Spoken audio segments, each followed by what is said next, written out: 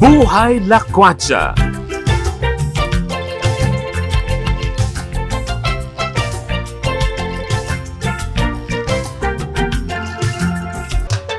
Hello everyone! Maglakwatsa, lalo naman nakamiss maglakwatsa. Wala pa, oo, di ba? Pero andito ako sa Caloocan. Kaya lang wala si partner. Ay, naku talaga partner. Get well soon. Okay. Alam nyo, excited ako dito sa another lakwatsa na naman na ito dahil first time kong i-feel yung bilyaran. Usually naririnig ko lang ito di ba? Yung bilyaran. Tara, bilyar tayo. Pero ngayon, dito ako maglalakwatsa. Magpapaturo ako kay Miss Angel dun sa owner South Billiards kung paano ba ang larong ito. Kasi sabi nila, ang larong billiard sikat na sikat Pinoy. Sa katunayan, bago pa ang ikalawang digmaang pandaigdig, uso na ang larong billiard dito po sa Pilipinas. At sinong nagdala sa ating bansa nito? Nako, yung mga American colonizers, di ba? So, very interesting, no? Kumbaga mahaba na pala ang kasaysayan ng larong billiard dito sa ating bansa. Ngayon, andito ako mismo sa South Billiards Arcade and Bar Lounge. Anong meron dito? Anong meron dito? Hi! Welcome to South Billiards! Yeah, Miss Angel! Oo, grabe. Ang ganda naman. Akala ko yung bilyar. Pero iba itong billiard. Itong South Billiards na Yes. negosyo mo. Yes po, this is actually lounge aside from being a billiards hall. Okay, sige. Kwentuhan tayo.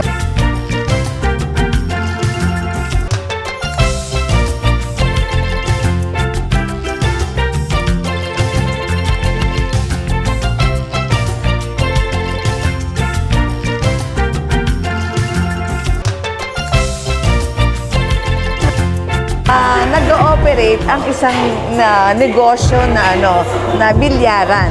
Okay? 24 hours to, Miss Yes po, Angel? yung Okay. billiard hall namin is 24 hours para makater namin lahat ng working bodies, students, of course yung mga may leisure. Okay. Bilyaran. Excited dyan, mag-billiard. Anyway, katabi ko ngayon si Miss Angel. Siya yung owner ng South Billiards Arcade and and Bar Lounge. Okay, ipaliwanag mo yun. Bakit ang dami? Bakit ang dami mong negosyo sa loob?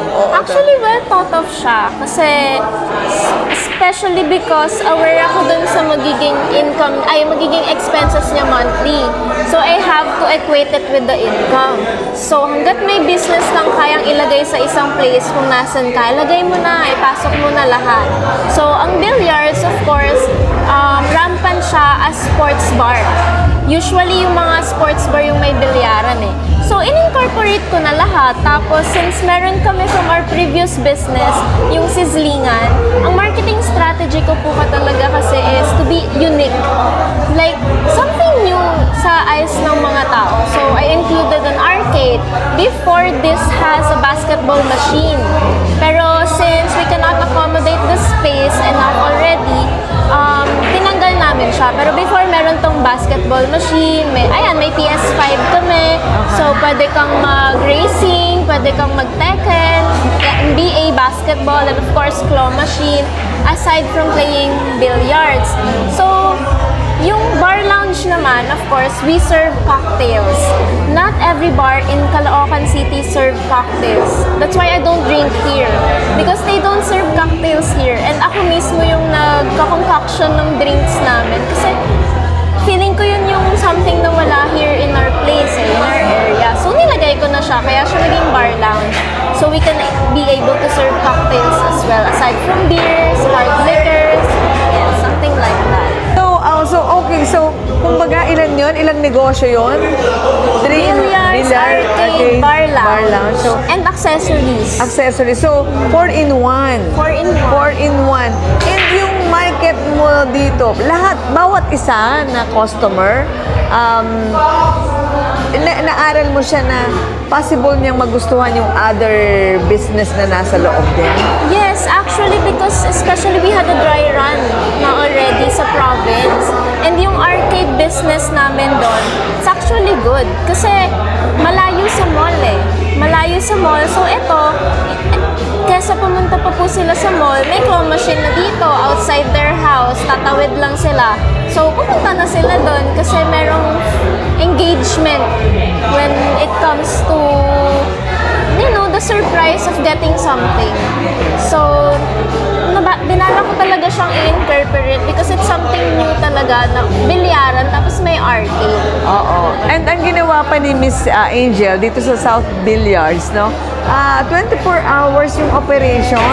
Paano nangyari yun? Ibig sabihin may mga naglalaro din kahit umaga, alas 5 ng umaga, alas 4, ganon? Actually po, ang peak hours namin from 4 p.m. to 5 a.m. Sometimes, umaabot kami ng 7 a.m. Kasi po ganun karami yung gustong maglaro, mag-pastime ng billiards. Meron kasi mga billiards hall na hanggang 2 a.m. lang, 12 a.m. lang. So, nabibitin yung mga players. Especially kung may mga set-set pa yan or reunion nila. So, kami, naisip namin, maging 24 hours tayo so we can cater everyone. Students, mga galing sa work, mga dumadayo pa. We have customers from Antipolo, we have customers from Quezon City, Bulacan. So, pagka sinerch nila sa Google yung business namin, Billiards Hall open for 24 hours. Sa labas yung South Billiards Arcade and Bar Lounge. So, dito na sila pupunta kasi yung mga billiards hall sarado na sa iba. Okay, speaking, you mentioned mga students. Maraming students na customers itong South Billiards. Po. Sila actually ang 80% of our players. Students talaga. Okay, so 80%, grabe. Ganon ka-addict ang mga estudyante sa billiard. So, teka muna, baka naman hindi ba yun para itong negosyo na to, maging cost nung parang ma-divert yung attention nila sa pag-aaral at ito yung maging cost para hindi sila magtuloy-tuloy ng pag-aaral. So, how do you manage that, Miss Angel? Actually po kasi, ang billiards, it has a reputation na pang-professional. So, I highly doubt na merong mga undisciplined players na magpapabaya ng pag-aaral nila. As per my experience, meron akong mga nakikitang students dito, 5 a.m. to 6 a.m. 1 hour lang talaga sila maglalaro kasi 7 a.m. yung class. Nakikita ko sometimes nag-a-alarm pa yan, tapos nagpapatiunahan kung sino yung huling titira, yun yung malilate sa pagpasok. So, parang nagiging motivation siya actually to do good in school. Kasi after school, babalik sila sa bilyaran. Kasi the billiard hall is always open. So you don't have to cut anything sa time management mo so you can play. That's why I made that 24 hours para accessible pa din. Oo nga. And then sabi mo nga, parang yun pa, kumbaga sabi mo, sabi ni Miss Angel, nagiging first subject nila yung Nagiging first subject nila yung billiard. Okay. Before sila pumasok sa school, ito yung first attendance nila. Okay. 1 hour din. 1 hour din sila dito.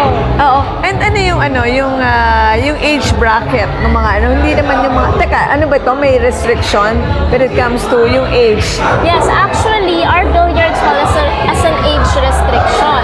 So we don't allow minors if not accompanied by their guardian or someone in legal age na. So yeah, we do have restrictions. Pero when it comes to time management kasi, as long as may guardian sila, they can play. I read it sa law. So, okay, pass kami doon. And then we have the support of the barangay officials as well. So, alam ko na pwede naman siya for everybody. Kaya nga po nag-incorporate din ako ng arcade and PS5 para I can cater also sa young people. Actually, yung age bracket namin dito, may nagdadali dito parents 3 years old hanggang even oldies, like mga 70. May naglalaro pa po ng billiards kasi parang pastime nila yun before. Okay, so pastime. So nakikita mo, ano pa yung benefits na nabibigay nitong South Billiards Arcade? Na nakikita mo, na nagbe-benefits yung mga customer? Ano yung nakukuha nila dito? Actually, if I'll be speaking on behalf of South Billiards Arcade and Bar Lounge only. No? I'm very glad because I've seen that this has been a community to engage with friends, family, and of course, this is a hub for entertainment din for them. So far, I'm very happy that we've actually established a community. Okay. It's called South Billiards Club. So we have camaraderie then when it comes to playing billiards. And you know, nagiging hangout spot nila to. It's their go-to destination. So pag kailangan nila mag-unwind, I think the best benefit of playing billiards is of course socialization. You get to socialize with your friends, with your family, with your colleagues, with your parents, with your teachers. Everybody can play billiards. So I think that's one of the benefits, no? Of course, while playing billiards, then may critical thinking skills tayo. So it's not just about playing. It's also about exercising your mind. And of course, practicing your skills. So it doesn't just benefit sa happiness ng tao. It also benefits dun sa critical thinking skills nila. Okay. Oo. Bakit mo nasabi na yung critical thinking ay nagagamit ng isang player? Billiards is not just You're a player.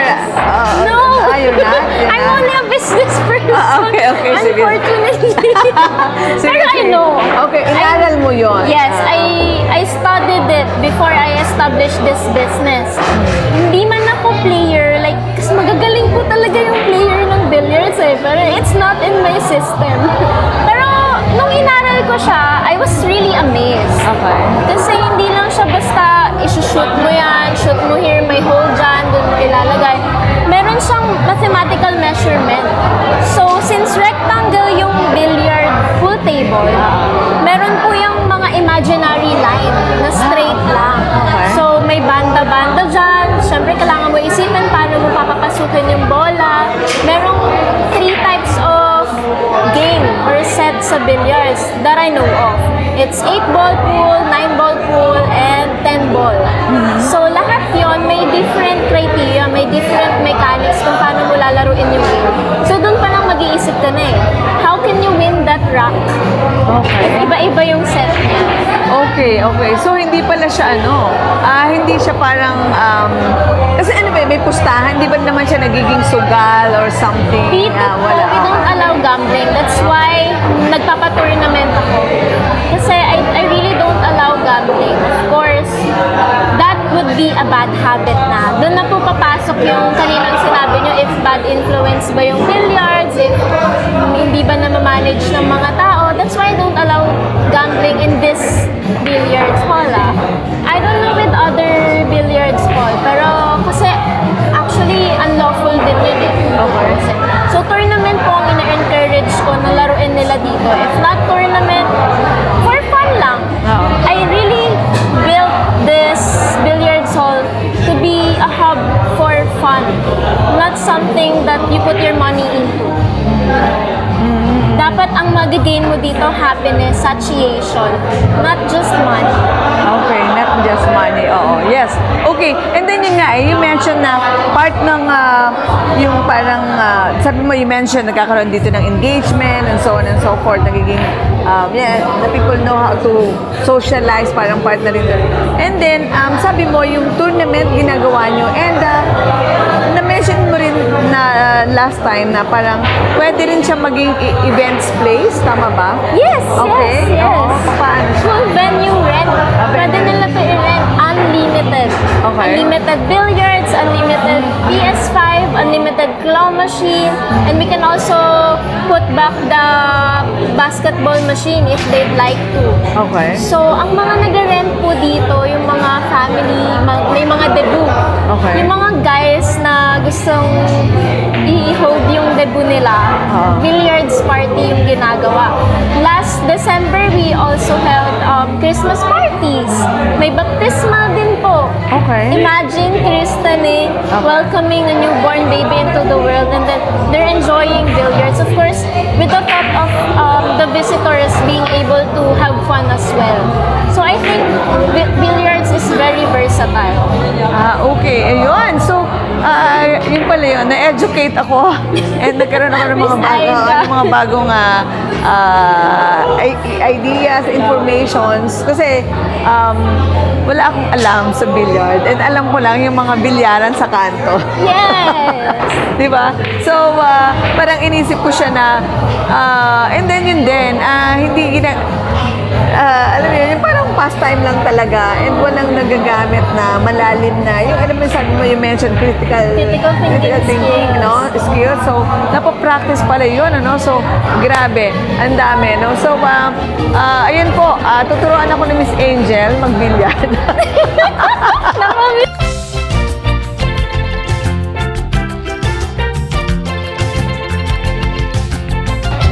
Ibig sabihin, si Efren Reyes, ano niya, sobrang siyang magaling Lahat. yung critical thinking niya. Yes po, matalino po si Sir Efren. Magaling siyang maglagay ng bola na nahihirapan yung kalaban. Tapos mga hard shots na nasushoot niya. Ha? Like, mga hard shots, like halimbawa, imposible mong ma-shoot yung bola. Pero siya nasushoot niya. Andyan yung bola, ayun na po yung butas. Usually, ang tao doon yung papapasukin. Si Efren din.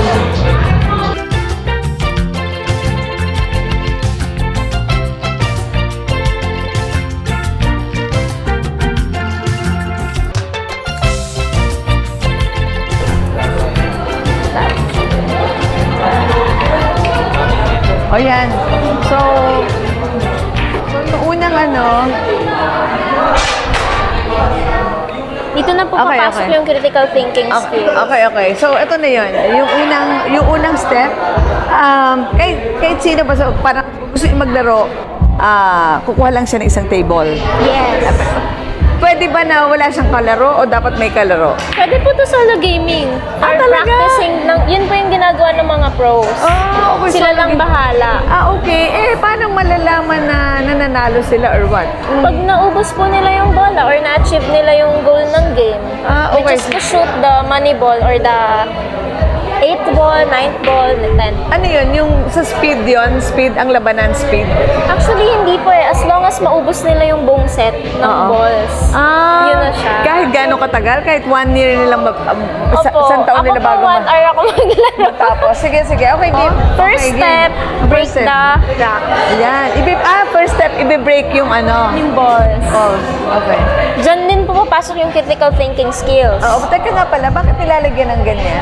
Para po tumatalp yung may skip. Okay. Hindi tatalon yung bola. Okay. Bakit? Ano siya, parang dumidikit? Parang medyo rough. Okay, Yung sige. science po niya is compatible siya dito sa cue stick Okay. and the ball. Okay. Makapit siya kung tawagin. Pero sa hands ng human, it's not. It's Okay. like powder. Pero makapit siya dito? Yes. Okay. Sige, game. Diba may science behind it also? Kala ko. Kilaban ka niya. Ay, busag na yun. Yan. Busag na yun. May pumasok po. Paano kung maraming pumasok, that's a good game? Parang ganon? Pag Good marami, thing for that, sa for player. that player. Oo. So, kung walang pumasok kahit isa sa unang parang hindi... Next player. So, next kailangan may critical thinking skills ka din sa So, pag-break. kailangan sa una mong pag-break, kahit isa may pumasok. Yes po. Kasi Para ikaw otherwise, stop ka na muna no, next player na. Yes. Okay. So, dapat tama din po yung pagsargong. Sige, game. Paano ngayon yan? Ayan, may pumasok sa kanya. Alin yung una mong isusunod dyan? Paano malalaman kung alin yung next ball na i-shoot mo? So, since this is an 8th ball, lahat ng balls nakalatag sa lamesa, lahat ng solid and stripes lang yung magkalaban. So, any number po, basta pure solid yung color, yun yung kanya. Since yun yung unang pumasok. Yung kalaban niya, lahat ng may white stripes. Yun yung game ng 8th ball. Okay. Game. Sige, so kailangan ang ma-shoot niya ngayon, yung kapareho din ng una niyang na-shoot. Yes po, yung color. Okay, game. Sige nga. Ano yung shoot? Ano yung na-shoot mo? Ano yung... Ha? Solids ka. Solid. Kailangan i-shoot mo ulit solid. Okay. Ikaw stripes.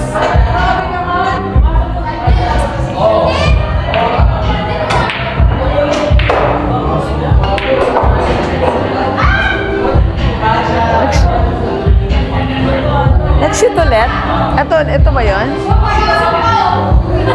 Actually po, yung mga tables, may iba-iba silang built eh. Ito po auto ball. Meaning, pag lumabas yung bola, diretso dun sa rack. Ito po, Sige. So, paano sila pwedeng makakapaglakwatsa dito sa South Billiards Arcade and Lounge? of course, thank you for having us po, Miss Aida Gonzalez. We are on Waze. South Billiards Arcade and Bar Lounge located at Maypaho, Caloocan City, just beside McDonald's and Giyumi. You know, our building is really situated in the central of the city actually, boundary of Manila and Caloocan City. So if Para po sa ating how to be naranasan mo na bang tumambay sa bilyaran? Naranasan ko na bang tumambay sa bilyaran? Ako hindi. Oo. Dahil alam mo yun, laking probinsya kasi ako. So parang, at saka iba yung impression na na-create ng bilyaran sa akin. Parang sorry no offense man. Pero ang na-create sa akin impression yung parang mga tambay lang talaga, yung walang magawa. So, hindi sila nag-aaral, wala, yung mga taong, parang ang naglalaro ng billiard sa akin nun, parang ang dating is yung mga walang taong walang magawa, walang trabaho, hindi nag-aaral. Kaya nga, nagulat ako dun sa mga discoveries ko, no, na talaga, ang larong billiard pala, kailangan mo nung mag-isip, kailangan yung critical thinking, no. So, anyway, balik tayo sa tanong mo, hindi ko naranasan. Kasi, and besides, bukod sa ganun nga yung impression ko, wala din akong time to make tambay. Kasi bakit? Kasi nung teenager pa ako, puro gawain bahay ang ginagawa ko. Pagkatapos sa school, syempre mag-iigib ng tubig, and then minsan naman maglalaba. So, ayun. But, galing lang ni Lord kasi eto, bago ako sabihin na kung kailan pa ako tumanda na, at least, di ba, nakita ko. At nalaman ko kung ano yung pasikot-sikot sa paglalaro ng billiard. Okay? So, ayan po, may natutunan naman kayo sa akin. And of course, kasama pa rin natin sa ating paglalakwatsa para tayo merong malakas na immune system, ang Immune Advance at ang Flavon Pro, mga produkto po ng Rich Corp. Okay! Hanggang sa susunod. Bye!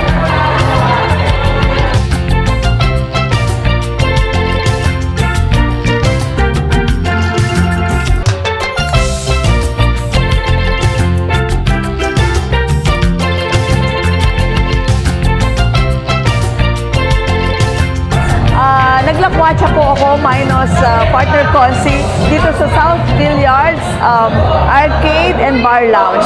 Nag-enjoy po ako, natuto, magamat hindi ako sabihin natuto ng maraming impormasyon, pero yung paglalaro, medyo challenging pala yun. Akala ko simple lang. Pero baka po interesado kayo at hindi lang ito ordinary na bilyaran, kaya siguradong magugustuhan niyo po.